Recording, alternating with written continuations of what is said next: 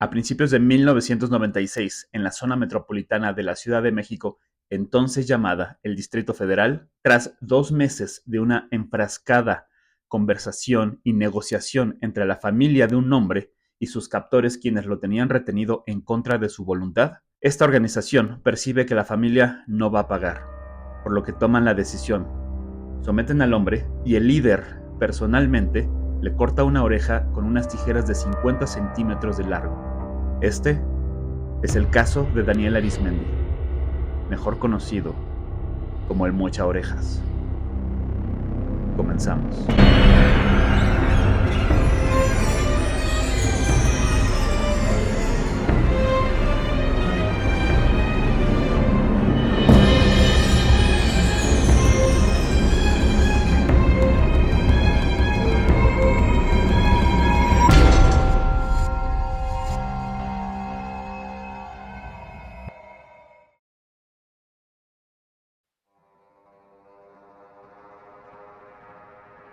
El 11 de junio de 1995, un hombre llamado Martín Gómez, quien era dueño de una gasolinera, terminaba su día laboral. Una noche más como cualquier otra. Viaja sobre la carretera de regreso a casa, cuando un auto se le cierra por el frente, mientras otro bloquea el camino por detrás. Se bajan hombres armados para amenazarlo a punta de pistola, y lo obligan a subir a una camioneta. Con los ojos vendados y amordazado, es trasladado hasta un taller para arreglar automóviles en Puebla, que servía como casa de seguridad para los hombres que acababan de quitarle la libertad. Si bien este no era el primer hecho delictivo cometido por esta organización, sí era su primer secuestro. La negociación con la familia no duró mucho y a pesar de que inicialmente habían pedido 1 millón de pesos por la libertad del hombre, la cifra final que se pagó se redujo a 350,000 pesos. El hombre fue liberado y cada miembro recibió su parte por primera vez en esta nueva incursión criminal. Sin embargo, su líder, un hombre de baja estatura, barbado y con grandes orejas de nombre Daniel Arizmendi, no estaba satisfecho con el resultado. Se sintió burlado y rebajado durante el proceso ya que terminó abaratando lo que él consideraba su trabajo. Tomaría la decisión de endurecer los métodos de negociación en los próximos proyectos. El 7 de diciembre del mismo año interceptan a Leobardo Pineda, un empresario, dueño de algunas bodegas. Dicha negociación se vuelve mucho más dura, ya que la esposa del hombre no accede fácil para aceptar el pedido de rescate. Arizmendi ahora no bajará tanto su cuota. Mantienen retenido al hombre en un departamento de Valle de Chalco, en el Estado de México, durante 2 meses. Cansado, Arizmendi toma la decisión por la que sería conocido el resto de su vida. Ordena a 2 de sus hombres retener el cuerpo de la víctima mientras él, personalmente y sin piedad, corta una de las orejas utilizando unas tijeras de pollero. Tras esto, procedió a llamar a la mujer y le indicó dónde encontrar un paquete que le había sido enviado de parte de su marido. Esa noche, ella se dirige a los alrededores de una gasolinera que se ubicaba cerca de su propia casa. Sigue las instrucciones y de una jardinera recoge una pequeña bolsa negra que contenía una nota exigiendo el pago por el rescate más la oreja cercenada de su marido. Esto la horroriza y la orilla finalmente a acceder. Lamentablemente las cosas no prosperan como se pensó. El pago fue dejado bajo un puente y el hombre comandado a recoger dicho monto desapareció con él. No se sabe, hasta la fecha de hoy, si fue capturado por alguien que ya le seguía la pista o simplemente se fugó con el dinero. Arizmendi, enfurecido, le quitó la vida a la víctima y se deshizo del cuerpo en el río, donde horas más tarde su esposa misma lo encontraría. Bajo este modo de operar, el negocio de la banda criminal creció y prosperó con cada nuevo secuestro realizado. Localizaban a quien pusiera a un empresario o a un familiar de alguien con alta capacidad económica. Le seguían durante semanas estudiando sus rutinas, le levantaban, le llevaban a una casa de seguridad, negociaban, presionaban enviando 1 o 2 orejas de la víctima y si salía mal terminaban quitándole la vida. Si funcionaba la negociación, le dejaban en libertad tras haber cobrado. Cada miembro de la organización tenía un rol designado y funcionaban como engranes de reloj bajo el mando de Arizmendi, quien personalmente se encargaba de desprender las orejas de sus víctimas, y al que sus hombres cada vez le tenían más miedo que respeto. Para finales de 1996, ya eran dueños de un antro donde organizaban grandes fiestas y cobraban bien. Sin embargo, el negocio principal siempre fue el plagio de empresarios. Con el pasar de los meses, Arizmendi ya contaba con el apoyo de varios agentes de policía, quienes recibían un pago a cambio de información y de avisarle cuando le siguieran los pasos.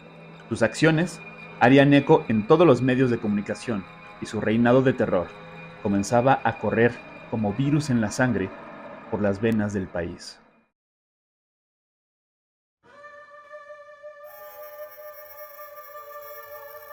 Para mediados de 1997, la organización ya había realizado más de una docena de plagios bajo el mismo modus operandi.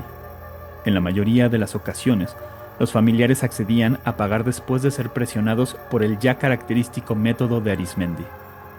En ocasiones, cuando las cosas no estaban funcionando como él quería, al enfurecer, incluso desprendía ambas orejas, como en el caso de una joven, hija del dueño de Anís de Mico. O cuando tras cumplida la fecha límite no se había juntado un pago satisfactorio, le quitaban la vida a la víctima incluso sabiendo que la policía ya estaba monitoreando las llamadas de negociación. Debido a que Arizmendi había construido una red de corrupción con algunos elementos de la policía y la procuraduría que recibían fuertes sumas de dinero o vehículos a cambio de dejarle el camino libre para seguir operando, su negocio iba en crecimiento, así como el terror entre los ciudadanos de varios estados de la República Mexicana. Sin embargo, los investigadores a cargo de dichos casos ya tenían los primeros indicios de información sobre el temido líder de una banda de secuestradores que estaba detrás de esta serie de crímenes.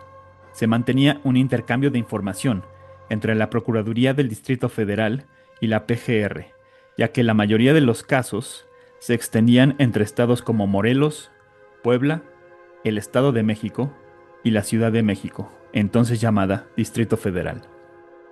Para finales de este mismo año, cerca de una unidad habitacional en Ciudad de Nezahualcóyotl, fueron encontrados los cuerpos de José Trinidad, Gerardo Martínez y Bartolomé Franco, alias El Chino. Estos eran miembros de la banda de Arizmendi. Sin embargo, no dudó en arrebatarles la vida tras sospechar que estaban planeando entregarlo con la policía. Para este momento, todo el país tenía conocimiento sobre su organización y lejos de celebrar la fama mediática, empezaba a sentirse acorralado y observado a donde quiera que iba. En 1998, el pueblo mexicano conocería la primera visualización del rostro del elusivo criminal que estaba inundando sus vidas de terror. La PGR difunde un retrato hablado de Daniel Arizmendi, el Mocha Orejas, por medio de denuncias, testigos, testimonios de los supervivientes y palabras de algunos detenidos involucrados con él. Las autoridades comienzan a seguirle los pasos de manera más cercana. Saben que para estas alturas, tanto sus hermanos como su esposa e hijos estaban involucrados en la organización en mayor o menor medida con tareas diferentes. Por medio de intervención de llamadas entre familiares, rastrean sus alojamientos dentro de lugares no fijos en Cuernavaca. Para mayo de 1998, dan con una posible ubicación y tras observarla durante horas, el hijo de Daniel salió. Fue seguido por agentes federales y le dieron captura.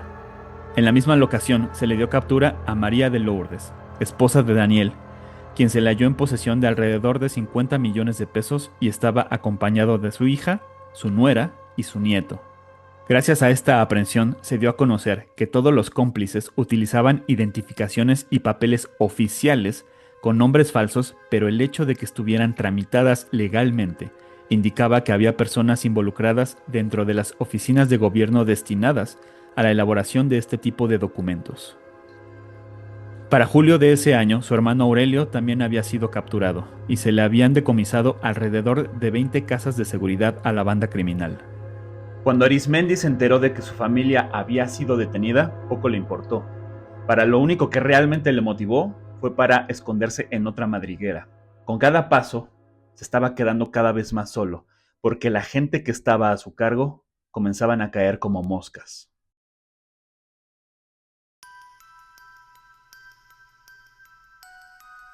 Buscando reiniciar su actividad, Daniel se refugió en Querétaro con su amante Dulce Paz, con quien tenía un hijo. Con los elementos que le quedaban a su disposición, dio inicio a un último golpe. Intentaron plagiar a un empresario de ese estado cuyo nombre era Raúl Nieto, pero la operación se descontroló cuando la víctima intentó escapar con su auto en medio de la carretera. Fue golpeado y uno de los plagiaros detonó su arma. El hombre perdió la vida en el traslado a la casa de seguridad. Arizmendi, aún así, decidió continuar con el plan, como si estuviera vivo, y le quitó ambas orejas. Con esto procedió a presionar a la familia, bajo la misma técnica ya conocida, exigiendo un pago de 15 millones. Cuando a cambio se pidieron pruebas de vida, tuvieron la descarada osadía de maquillar el cuerpo y fotografiarlo. Mientras esto ocurría el 17 de agosto de 1998, los agentes de policía dieron con la vivienda donde se alojaba su amante, pero en el momento solo se encontraba ella en posesión de varios millones de pesos. Con esto descubrieron que la última víctima ya había fallecido. Interviniendo sus llamadas, dieron con el dato que pondría fin a la pesadilla de un país entero. Sabiendo que iría en busca de un documento que sus cómplices le facilitarían en una ubicación en la Ciudad de México, Daniel Arizmendi fue interceptado durante el camino cerca de Naucalpan. Los agentes judiciales que le habían dado captura lo trasladaron a una bodega en donde se le interrogó de manera extraoficial sobre el paradero de Raúl Nieto. Este los condujo a dicha locación en Querétaro, y con esto quedó formalmente detenido el hombre más buscado de México. A partir de esa noche, el país entero conocería el rostro del verdadero monstruo que había confeccionado una organización criminal y extendido sus tentáculos a través de varias oficinas gubernamentales. Pero a pesar de esta corrupción, finalmente se había derrumbado el reino de terror del secuestrador serial más buscado en el territorio nacional.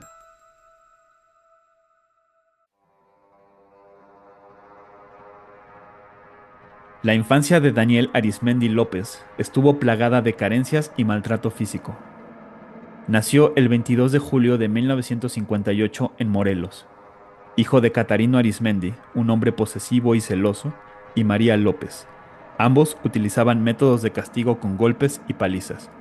Daniel, quien poseía la característica física particular de tener las orejas más grandes de lo normal, era uno de los 4 hermanos varones quienes al final estarían involucrados en su red criminal: Juan Ubaldo, Aurelio y Diego. Menos de 10 años después, la familia se mudó a la delegación Iztapalapa en la Ciudad de México. Se dice que era de personalidad reservada y usualmente callado. Sus padres habían pasado por intentos de separación, donde a Daniel le quedó claro que a su madre no le interesaba estar con sus hijos, por lo que inició un fuerte rencor en contra de ella. Establecidos finalmente en Nezahualcóyotl, Estado de México, tomó la decisión de dejar la escuela a los 16 años y comenzó a trabajar en el taller de su padre, en el que se maquilaba ropa para bebé. Su vida transcurría entre trabajar en el taller ganando lo mínimo y jugando al fútbol en el barrio. Muy joven conoció a María de Lourdes Arias, con quien se casó a los 19 años en agosto de 1977.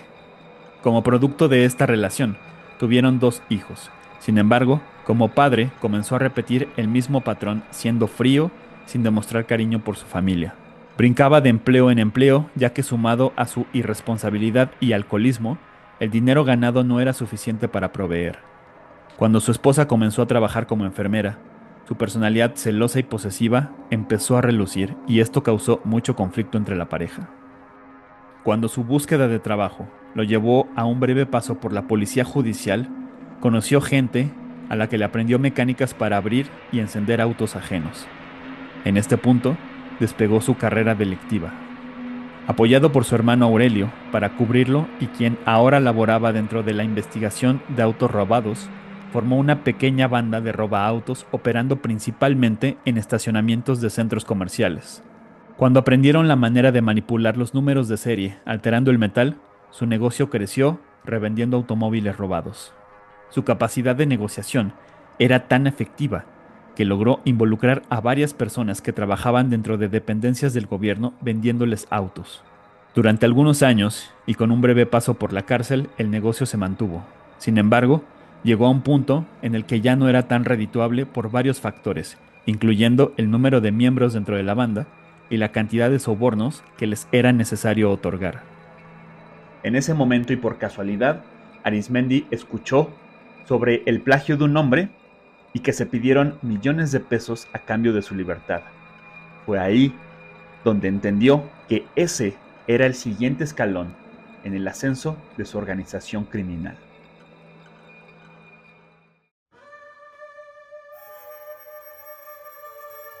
Tras su captura, todo México conoció la cara del monstruo que le había arrebatado la vida y la seguridad a tantas personas durante los últimos 3 años. Apareció en todos los canales y todos los medios de noticias al ser presentado por la PGR.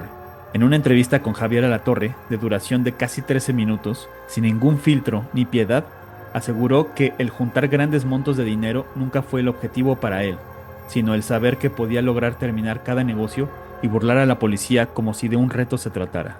Asimismo, contestando a las preguntas del periodista, afirmó que él personalmente era quien cortaba las orejas de sus víctimas, y si bien no le producía placer, tampoco impresión ni horror, que simplemente no sentía nada. Finalmente, fue sentenciado por decenas de cargos incluyendo robo, privación de la libertad y homicidio a 393 años tras las rejas. Todos y todas sus cómplices fueron juzgados por sus crímenes en distintos grados, dependiendo del nivel en el que estaban involucrados. Daniel Arizmendi, el secuestrador serial más infame de la historia de México, continúa pagando su condena a la fecha de grabación de este episodio.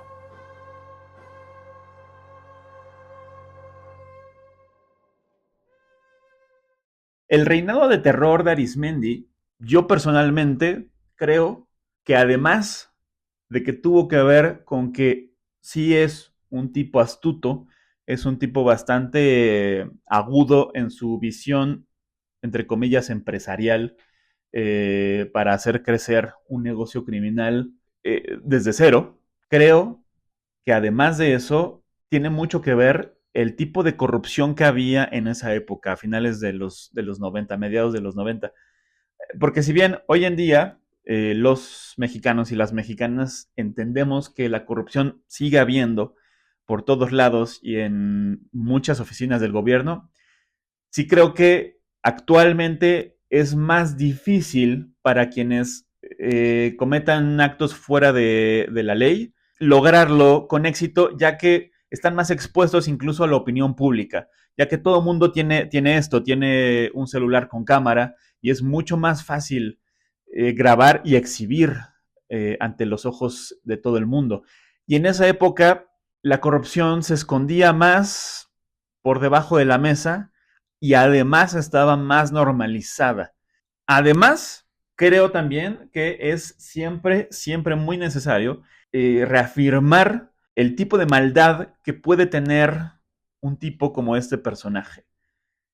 Creo que no hay que olvidar que este tipo de personas existen, que hay gente que tiene un nivel de insensibilidad brutal, los cuales los convierten literalmente en monstruos que no se van a apiadar ni en sus víctimas ni en las víctimas indirectas que son la familia.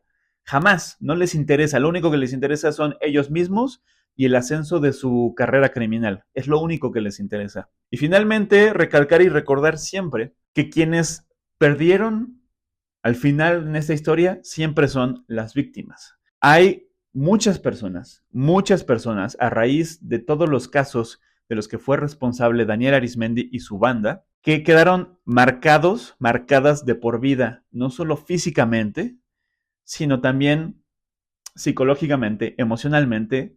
Seguramente es un parteaguas en su vida y no han podido volver a ser las mismas personas. Y esto simplemente porque un grupo de personas y un líder decidieron que era una forma fácil, entre comillas, de hacer dinero. Y bueno, eso es todo por el caso de hoy. Yo soy Iván Larios. Sígueme por favor en mis redes y te pido que apoyes este video, este proyecto, te suscribas, le des like, porque esto al final me ayuda mucho para continuar trayendo este tipo de casos. Muchas gracias y a ti te veo en el próximo caso.